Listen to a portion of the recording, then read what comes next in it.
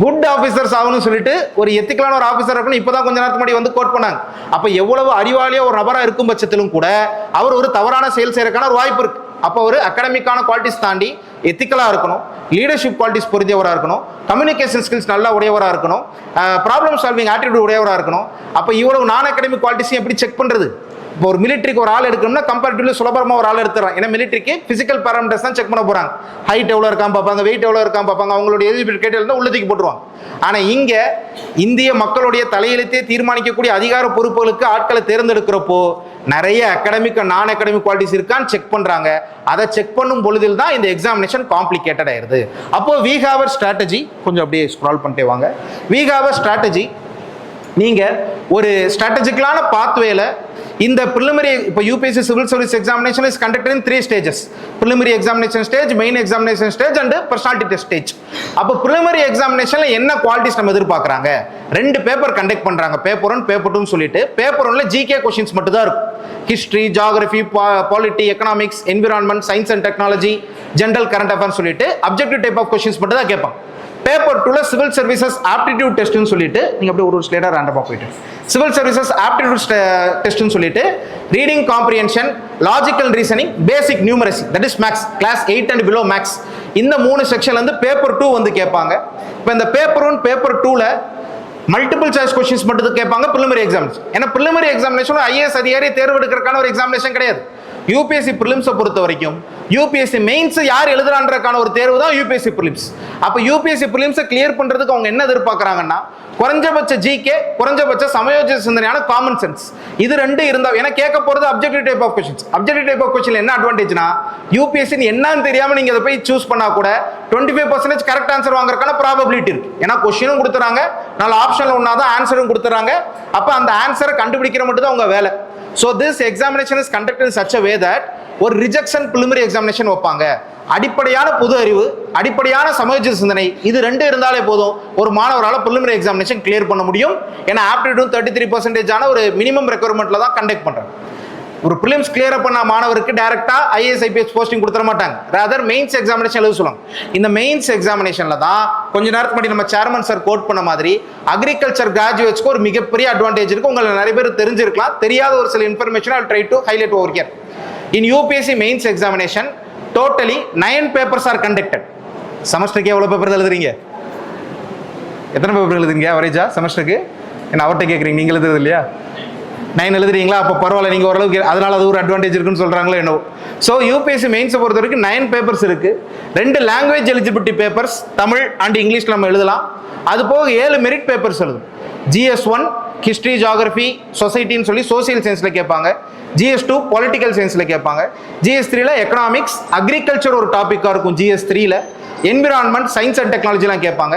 GS4 சொல்லிட்டு எத்திக்ஸ்னு ஒரு paper conduct பண்ணுவாங்க. அந்த எத்திக்ஸ்ன்ற ஒரு பேப்பர் முழுக்க முழுக்க நம்ம எவ்வளவு எத்திக்கலான ஒரு பர்சனாலிட்டின்னு ஜட்ஜ் பண்ற மாதிரியே இருக்கும். இன்டலெக்சுவலா அங்கே ஒரு கேள்வி கூட இருக்காது. நீங்க இந்த மாதிரி அதிகாரியா நீங்க வந்து பணியில போஸ்டிங் செய்யப்பட்டா என்ன மாதிரி முடிவுகள் எடுப்பாங்கன்ற மாதிரி கேட்பாங்க. நம்ம என்ன மாதிரி ஒரு எத்திக்கல் பர்சனாலிட்டி அண்டர்ஸ்டாண்ட் பண்றதுக்காக இந்த 4 GS பேப்பர் தாண்டி ஒரு எஸ்ஏ பேப்பர் நம்ம எழுத வேண்டியதா இருக்கும்.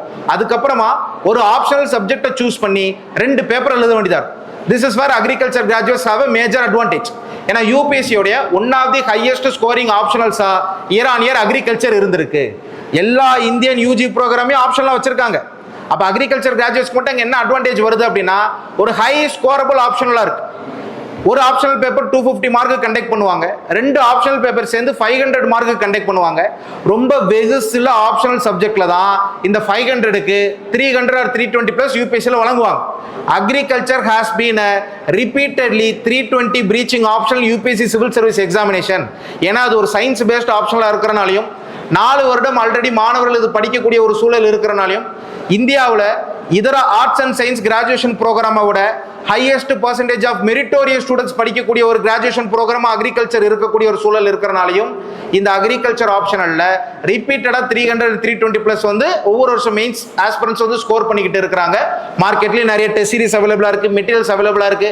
நான் சொல்லக்கூடிய இவ்வளவு காரணங்கள் ஒரு சேர்ந்து தான் அக்ரிகல்ச்சர் ஆப்ஷனல்ல one of the highest scoring ஆப்ஷனலா யூபிஎஸ்சி மெயின்ஸ் எக்ஸாமினேஷன்ல வச்சிருக்கு.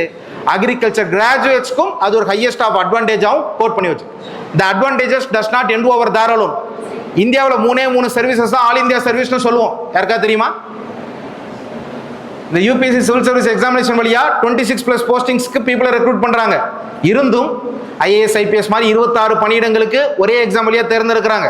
அவ்வளவு சர்வீசஸ் இருந்தும் 3 சர்வீசஸ் தான் ஆல் இந்தியா சர்வீசஸ் சொல்லுவோம். என்ன idea? Indian administrative service, Indian police service and thirdly Indian forest service. இந்தியாவுடைய இந்த 3 சர்வீசஸை மட்டும்தான் ஆல் இந்தியா சர்வீஸ்னு சொல்லுவோம். அப்ப இந்தியன் ஃபாரஸ்ட் சர்வீஸை தேர்ந்தெடுக்கக்கூடிய முறை கொஞ்சம் வேறுபட்டது. இந்த சிவில் சர்வீஸ் எக்ஸாமினேஷன் தான் காமனா கண்டக்ட் பண்ணுவாங்க பிரிலிமினரி லெவல்ல. But main stage Indian forest சர்வீசஸ்க்கு தனியா நடக்கும். இந்தியன் ஃபாரஸ்ட் சர்வீசஸ் தான் இதுக்கு முன்னாடி சொன்ன மெயின்ஸ் பேட்டர்ன்ல இயங்காது. ரேதர் ஒரு லாங்குவேஜ் பேப்பர் எழுதுவோம், ஒரு ஜெனரல் ஸ்டடிஸ் பேப்பர் எழுதுவோம், 2 ஆப்ஷனல் சப்ஜெக்ட்ல இருந்து 4 ஆப்ஷனல் பேப்பர் எழுதும். அப்ப இந்தியன் ஃபாரஸ்ட் சர்வீஸா 3வது ஆல் இந்தியா சர்வீஸா இந்தியாவில் நீங்க ஆகணும் அப்படின்னா 2 ஆப்ஷனல் பேப்பர் சூஸ் பண்ணுவோம். இதுல தான் அக்ரிகல்ச்சர் கிராஜுவேட்ஸ்க்கு இன்னொரு கூடுதல் அட்வான்டேஜ் இருக்கும். ஓ தேங்க்யூ. என்ன ஒரு கூடுதலான அட்வான்டேஜ் நம்மளுக்கு இருக்கும் அப்படின்னா, ஒரு இந்தியன் ஃபாரஸ்ட் சர்வீஸ் எழுதக்கூடிய ஒரு மாணவர் 2 விருப்ப பாடங்கள் தேர்ந்தெடுக்கணும். அக்ரிகல்ச்சர் கிராஜுவேட்ஸா நீங்க இருக்கும் பட்சத்தில் சிவில் சர்வீஸ் எக்ஸாமினேஷனுக்கு அக்ரிகல்ச்சர் ஆப்ஷனல் சப்ஜெக்டா சூஸ் பண்ணும் பட்சத்தில் ஃபாரஸ்ட் சர்வீசஸ்க்கு அக்ரிகல்ச்சரையும் பாட்டனியுமே நீங்க ஆப்ஷனல் சப்ஜெக்டா சூஸ் பண்ணணும். ஏன்னா பாட்டனி நீங்க ஆப்ஷனல் சப்ஜெக்டா இன்னொரு ஆப்ஷனல் சப்ஜெக்டா சூஸ் பண்றப்போ botany paper 2 agriculture optional paper 2 ஒரே போர்ஷன்ஸ் உடையதா தான் இருக்கும்.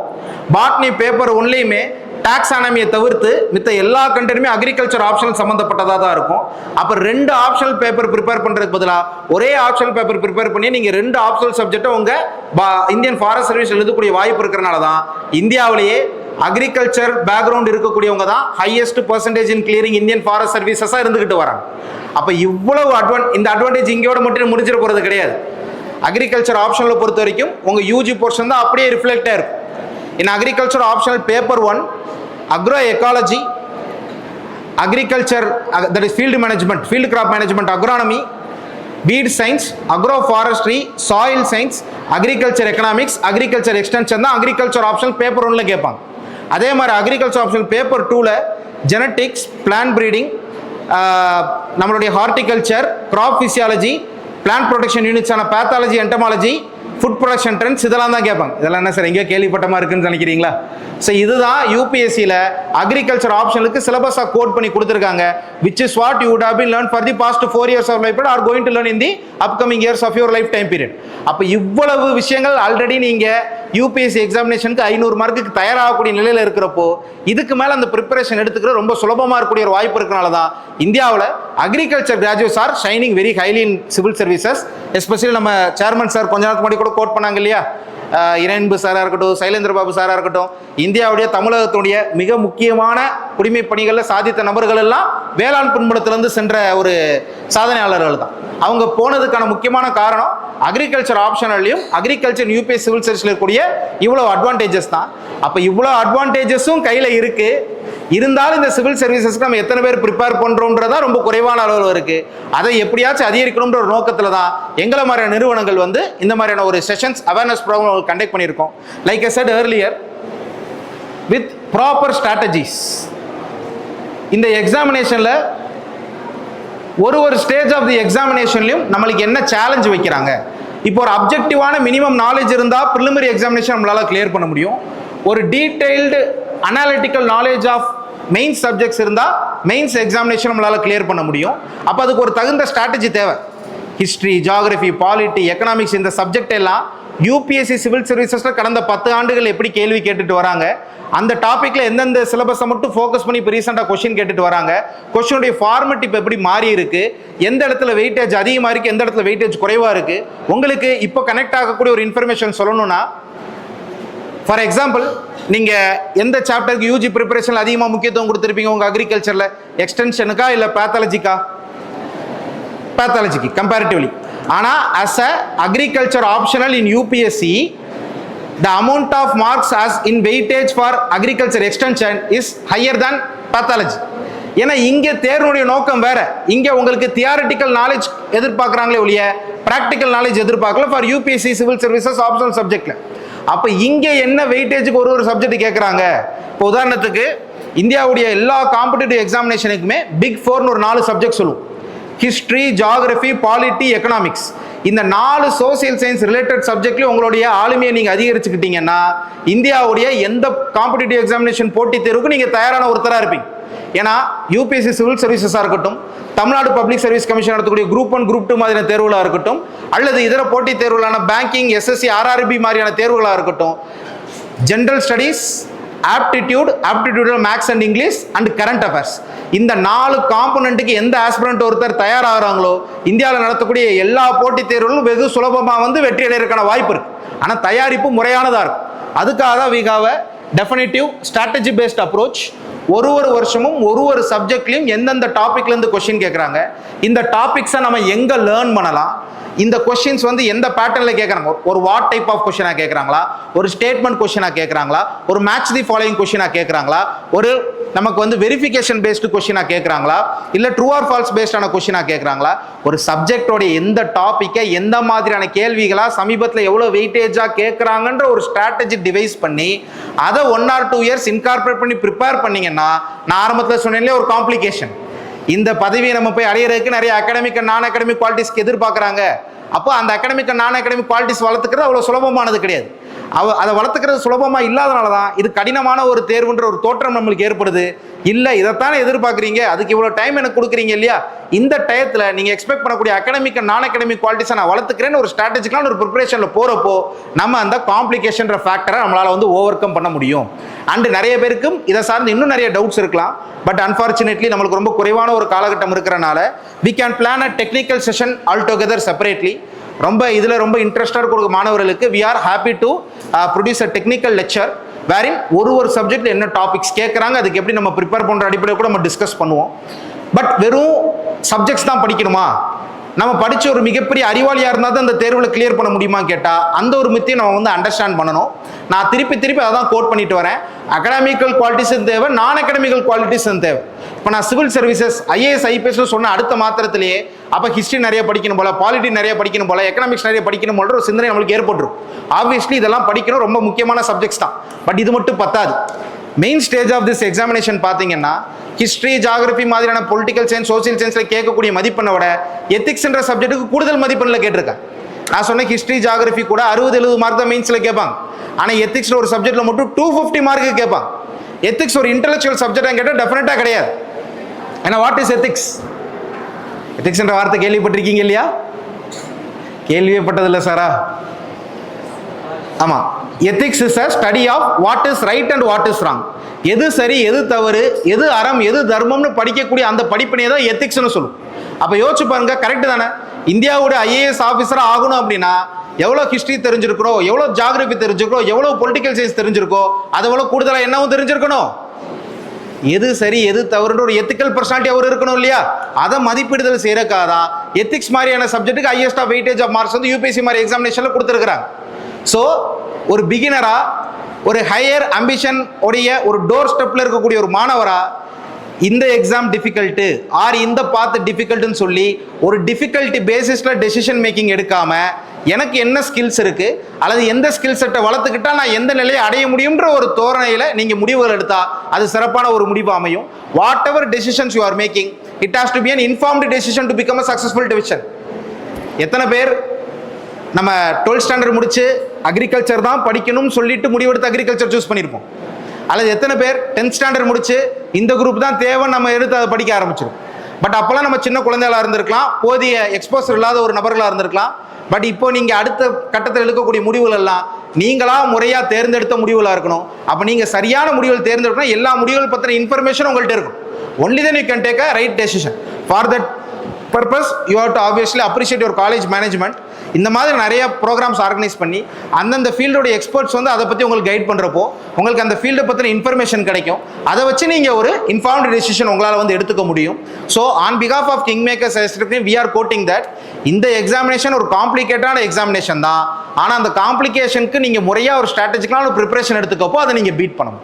அப்போ காம்ப்ளிகேஷனையும் தாண்டி ஏன்னா டிஃபிகல்ட்டி வச்சு நீங்கள் முடிவு எடுத்தீங்கன்னா எந்த முடிவு சரியாக எடுக்க முடியாது. வேணா அப்படி ரிவர்ஸில் யோசிச்சு பாருங்களேன். எந்த கேரியர் சுலபமான கேரியர் நினைக்கிறீங்க அப்படின்னு இருந்தா சொல்லுங்க, நம்ம எல்லாரும் உட்காந்து ப்ரிப்பேர் பண்ண ஆரம்பிச்சிருவோம். which career opportunity do you think is very easy to achieve? அப்படி ஒன்று இருக்கா? கண்ணு கட்டிய தூரத்தில் சுலபமான ஒரு துறைன்னு ஒரு துறை இருக்கா? இன்னைக்கு இருக்கக்கூடிய எவர் க்ரோயிங் காம்படிட்டிவான ஒரு வேர்ல்டில் நத்திங் கம்ஸ் ஈஸி டு அஸ்ன்னு இருக்கக்கூடிய ஒரு சூழல்ல இது கடினமா இருக்கு, அதனால இதை நான் தேர்ந்தெடுக்க மாட்டேன்னு ஒரு முடிவு நீங்க எடுத்தீங்கன்னா அது எவ்வளவு முட்டாள்தனமான முடிவான போய் அமையும். அப்ப எல்லாமே கடினமாக தான் இருக்கும் பட்சத்தில் உயர்வான ஒரு கடினமான நோக்கத்துக்கு நீங்க உங்களை தயார்படுத்துறப்போ அந்த நோக்கத்தை உங்களால் நிறைவேற்ற முடியும், இல்ல அதை சார்ந்திருக்கக்கூடிய நிறைய நோக்கத்தை உங்களால் நிறைவேற்ற முடியும் இல்லையா? ஸோ இந்த ஒரு ப்ரோக்ராமுடைய ஒரு இன்செட்டை இதை மட்டும் கூட எடுத்துக்கோங்க. டிஃபிகல்ட்டியை வச்சு நான் ஒரு டெசிஷன் எடுக்க மாட்டேன், ஏன்னா எல்லா டெசிஷனுமே டிஃபிகல்ட் தான். அப்போ என்னுடைய லைஃபுக்கு ரொம்ப சூட்டபிளாக எது இருக்கும், நான் ஒரு ஹையஸ்ட் ஆஃப் தி பொசிஷனுக்கு போய் சென்றடையக்கூடியதுக்கான எது வாய்ப்பாக இருக்கும்னு அதை நோக்கி போக ஆரம்பிங்க. என்ன நான் ஒரு காமன் ரெப்ரஸன்டேட்டிவாக எடுத்துக்கணும் அப்படின்னா, நம்மள நிறைய பேர் ஒரு ஒரு நடுத்தர அல்லது நடுத்தரத்துக்கும் கீழான வர்க்கத்தை சார்ந்தவங்களாக தான் இருப்போம். நான் என்னையும் சேர்த்து உள்ளடக்கியே தான் சொல்கிறேன். ரொம்ப பின்தங்கிய ஒரு பகுதியிலேருந்து வந்தக்கூடிய ஒரு மாணவர்களாக தான் இருந்திருப்போம். அப்போ நம்மளுக்கெல்லாம் மூலதனமே. அப்போ இந்தியாவில் வெறும் மூளை அறிவாற்றல் சார் சொன்ன மாதிரி சின்சியாரிட்டி எஜுகேஷனை மட்டும் வச்சுமே சாதிக்கக்கூடிய துறைகள் எடுத்துக்கிட்டிங்கன்னா வெகு சொற்பமான துறைகள் தான் எஞ்சும். அப்போது உங்களுக்கு ஒரு நல்ல இன்ட்ரெஸ்ட் பேஷன் இருக்கும் பட்சத்தில் அதை அச்சீவ் பண்ணக்கூடிய தீர்வுன்ற ஒரு சின்சியர் டெடிகேஷன் இருக்கும் பட்சத்தில் கண்டிப்பாக சாதிக்கக்கூடிய ஒரு துறை தான் சிவில் சர்வீசஸ். அப்போ அதை சூஸ் பண்ணி நீங்கள் ப்ரிப்பேர் பண்ணுறப்போ உங்களே ஒரு ஏன்னா ஒரு 1 to 2 years of time period இதுக்கு எல்லாம் சேர்த்து நீங்கள் ப்ரிப்பேர் பண்ணி இருக்கும் பட்சத்தில் சமூக அறிவியல் ஒரு ஆளுமை மிக்க மனிதராக மாறிடுறீங்க, அரசியலில் ஒரு ஆளுமை மிக்க மனிதராக மாறிடுறீங்க, பொருளாதாரத்தில் ஒரு ஆளுமை மிக்க மனிதர்களாக மாறிடுறீங்க, ஆப்டிடியூட் சொல்லக்கூடிய அந்த சமயோஜித சிந்தனையில் ஒரு ஆளுமை மிக்க மனிதர்களாக மாறிடுறீங்க. இவ்வளவு துறைகள்லையும் ஆளுமை திறன் வளர்த்துக்கொண்ட ஒரு மாணவர் எதுலையும் சோடை போகாமல் இருக்கக்கூடிய ஒரு வாய்ப்பு நம்ம பெற முடியும். ஸோ ஒரு ஹைலி ஆம்பிஷியஸ் கரியராக நீங்கள் சிவில் சர்வீஸ் எக்ஸாமினேஷன் சூஸ் பண்ணி அக்ரிகல்ச்சர் கிராஜுவேட்ஸ் அதில் அதிகமான அட்வான்டேஜஸ் வச்சிருக்காங்க, அதை முறையாக பயன்படுத்தி காலேஜ் டைம் பீரியட்ல பேரலாக அதை ப்ரிப்பேர் பண்ணும் பட்சத்தில் டெஃபினட்டாக ஒரு நியர் ஃபியூச்சரில் அதை அடையக்கூடிய வாய்ப்பை நீங்கள் வந்து கண்டிப்பாக பயன்படுத்திக்க முடியும். சார் நீங்கள் தான் ஆரம்பத்திலே சொன்னீங்க 3 விதமான ஹிண்ட்ரன்சஸ் இருக்குது. டிஃபிகல்ட்டி மாதிரியே அஃபோர்டபிலிட்டி ஃபேக்டர் இருக்குது, அக்சசபிலிட்டி ஃபேக்டர் இருக்குது. அதை மறுக்க போகிறீங்களா கேட்டால் கண்டிப்பாக கிடையாது.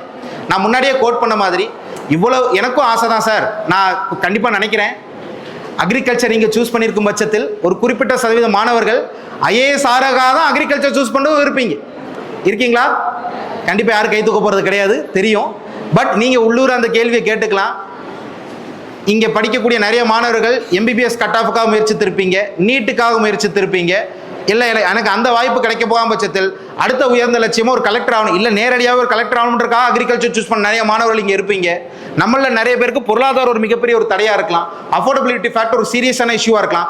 எஸ், இட் இஸ் அ டெஃபினெட்டிவ்லி ஒரு ப்ராக்டிக்கலான ஒரு இஷ்யூ, யார் அதை மறுக்கலை. நான் முன்னாடியே கோட் பண்ண மாதிரி நம்ம அந்த மாதிரி ஒரு சூழலில் இருக்கும், அதுக்கு நம்ம காரணம் கிடையாது. எஜுகேஷனோ ஹெல்த் மாதிரி சர்வீசஸ் இந்தியாவில் ரொம்ப குவாலிட்டியாக ஹை பே பண்ணாதான் ஹை குவாலிட்டி கிடைக்கக்கூடிய சூழல் இருக்கு. அது மாற்றணும். நம்மள மாதிரியான நபர்கள் அந்த அதிகாரத்துக்கு போய் அதை மாற்றி அமைக்கிறதுக்கான எல்லா வேலைகளையும் செய்யணும். இருந்தாலும் இன்னைக்கு அந்த சூழலை நம்ம மாட்டிக்கிட்டோம். இந்த ஒரு மொமெண்ட்ல தான் ஆன் பிகாஃப் of King Makers IAS Academy I am very glad to announce that எங்களுடைய இந்த மாதிரியான அவுட்ரீச் ப்ரோக்ராமில் பார்ட்டிசிபேட் பண்ணி எங்களுடைய ஒரு கைடன்ஸ் வழியாக சிவில் சர்வீசஸை ஒரு கெரியர் பார்த்தா சூஸ் பண்ணக்கூடிய அனைத்து மாணவர்களுக்கும் எங்களுடைய அகாடமியில் 100% வரைக்கும் scholarship for UPSC and TNPSC and banking preparation கொடுக்குற நாங்கள் ரெடியாக இருக்கோம். உங்களுடைய 10th and 12th மார்க் அடிப்படையில், உங்களுடைய யூஜி மார்க் அடிப்படையில், உங்களுடைய பொருளாதார பின்புலத்தின் அடிப்படையில் 100% வரைக்கும் நாங்கள் வந்து ஸ்காலர்ஷிப் ப்ரொவைட் பண்ணுறதுக்கு ரெடியாக இருக்கோம். ஒவ்வொரு ஆண்டும் பொருளாதார காரணங்களாலோ உடல் குறைபாடுகள் காரணத்தாவோ இல்லை இதர பல காரணங்களுக்காகவோ இந்த மாதிரி உயர் லட்சம் தடைபடக்கூடிய நிறைய மாணவர்களுக்கு எங்கள் அகாடமியும் எங்களுடைய சேர்மனும் பர்சனலாகவே 100% வரைக்கும் ஸ்காலர்ஷிப் கொடுத்து நாங்கள் நிறைய பேரை வந்து படிக்க வச்சுருக்கோம். அந்த மாதிரியான உதவி தேவைப்படக்கூடிய நபராக இருந்தாலும் கூட பரவாயில்ல, உங்களுக்கு ஒரு ரெஜிஸ்ட்ரேஷன் ஃபார்ம் கொடுத்துருப்பாங்க இல்லையா, ஏன்னா இதை வந்து எல்லாருக்கும் கொடுத்துட்டா நாங்களும் சர்வே ஆகும். இந்த மாதிரியான அவுட்ரீச் ப்ரோக்ராமில் பார்ட்டிசிபேட் பண்ணப்பட்ட கேண்டிடேட்ஸு உண்மையிலே எனக்கு அந்த லட்சியம் இருக்குது, பட் பொருளாதாரம் மட்டுமே ஒரு தடையாக இருக்குது. நான் ஒரு சின்சியரான இண்டிவிஜுவல், நான் ஒரு டெடிக்கேட்டான இண்டிவிஜுவல், நான் அந்த பதவிக்கு அமர்றப்போ சமூகமும் பயன்பெறும் நினைக்கக்கூடிய மாணவர்கள் பொருளாதாரம் மட்டும்தான் தடையை நினைக்கிறீங்களா? அந்த ரெஜிஸ்ட்ரேஷன் ஃபார்மை ஃபில் பண்ணி உங்களுடைய ரோ எண்டில் சப்மிட் பண்ணிடுங்க. இப்போ ரிசோர்ஸ் பர்சன்ஸ் கலெக்ட் பண்ணிப்பாங்க. இந்த ப்ரோக்ராமில் அட்டென்ட் பண்ண எல்லா மாணவர்களும் உங்களுடைய 10th and 12th marks அடிப்படையிலையும் plus இல்லை அந்த மார்க் ரொம்ப குறைவாக இருக்குன்னு ஃபீல் பண்ணுறீங்கன்னா எங்கள் அகாடமியில் ஒரு ஸ்காலர்ஷிப் டெஸ்ட் கண்டக்ட் பண்ணுவாங்க, அதை அட்டென்ட் பண்ணுங்கள். அதில் நீங்கள் எவ்வளோ பர்சன்டேஜ் ஆஃப் மார்க் ஸ்கோர் பண்ணுறீங்களோ அதுக்கேற்ற ஒரு பர்சன்டேஜில் உங்களுக்கு வந்து ஸ்காலர்ஷிப் வந்து ப்ரொவைட் பண்ணுவாங்க.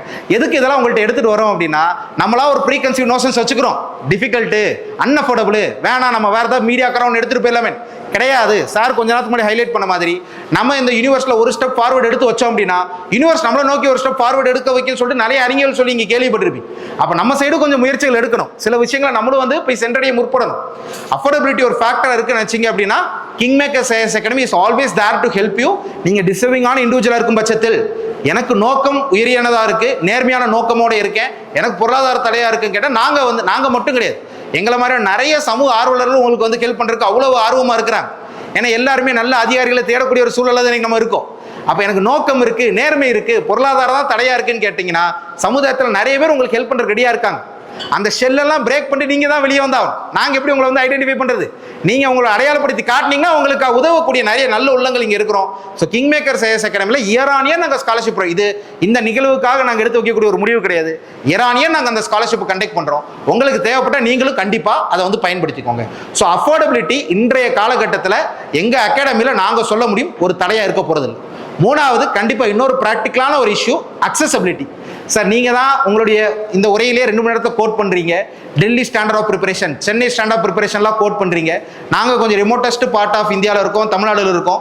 நாங்கள் எப்படி அவங்களுக்கு இணையான ஒரு கோச்சிங் ப்ரோக்ராம் எடுத்துக்கிறோன்ற அந்த அக்சசபிலிட்டி ஃபேக்டர் உங்களுக்கு ஒரு கண்டிப்பான ஒரு ஐயப்படம் இருக்கலாம். அதை நீங்கள் 2 விதமாக வந்து பார்க்கலாம். ஒன்று, we are in a digital age. எத்தனை பேர் கிங் மேக்கர்ஸ் ஐஏஎஸ் அகாடமின்ற எங்கள் யூடியூப் சேனலை ஃபாலோ பண்ணியிருக்கீங்க அல்லது ஏதாவது வீடியோஸ் பார்த்துருக்கீங்க? ஒரு 2 பேர் கை தூக்குறீங்க, நல்ல விஷயம். சரி, ஒரு தனியார் நிறுவனத்தை ப்ரொமோட் பண்ணுற மாதிரி கூட இருக்க வேண்டாம். எத்தனை பேர் all India civil service coaching centre ஒரு யூடியூப் சேனல் ஃபாலோ பண்ணுறீங்க? எத்தனை பேர் எய்ம்டி என்ற யூடியூப் சேனல் ஃபாலோ பண்ணுறீங்க? இன்னைக்கு இருக்கக்கூடிய மாடர்ன் டிஜிட்டல் ஏஜில் அக்சசபிலிட்டியெல்லாம் ஒரு ஃபேக்டர்னு நினச்சிட்டு உட்காந்துருந்தீங்கன்னு வைங்களேன், உங்களை விட நான் அந்த வார்த்தையை பயன்படுத்த விரும்பலை, இப்படி வேணால் எடுத்துக்கலாம், நம்மளை விட இந்த போட்டியில் பின்தங்கியவர் இல்லைன்னு நம்ம எடுத்துக்கலாம். புரியுதுங்களா? கையில் ஒரு நாளைக்கு உங்களுக்கு இந்த வார்த்தையில் பேசினா புரியும் நினைக்கிறேன். ஒரு நாளைக்கு 1.5 GB 2.5 GB 500 MB குறைஞ்சபட்சம் கெரியர் டெவலப்மெண்ட்டுக்காக யார் ஸ்பெண்ட் பண்ணுறீங்க?